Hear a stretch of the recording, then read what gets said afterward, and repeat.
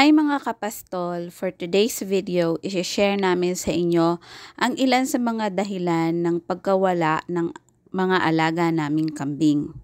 Alam nyo ba na bukod sa pagkakasakit ay pwedeng mawalan din kayo ng mga alagang kambing dahil sa mga predator sa paligid? Just a disclaimer, mga kapastol, ang mga susunod na impormasyon ay based lang po sa mga karanasan namin sa pag-aalaga ng kambing. At ang una sa aming mga predator list ay ang mga asong ulol or ligaw.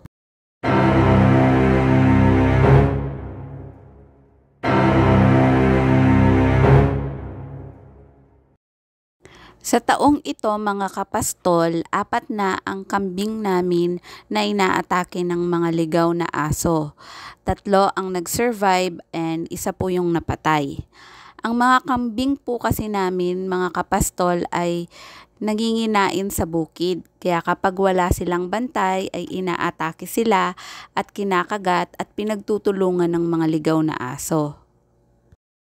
Kaya maganda rin po talaga na may bakunado kayong asong alaga gaya ni Cardo at Tanggol na pwedeng magbantay at labanan ng mga ligaw na aso.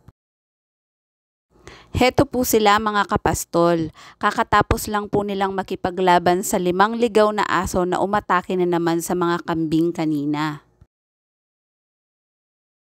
Importante din talaga na may gwapong pastol na mag-aalaga, magbabantay at magtatanggol sa asawa, mga kambing po pala.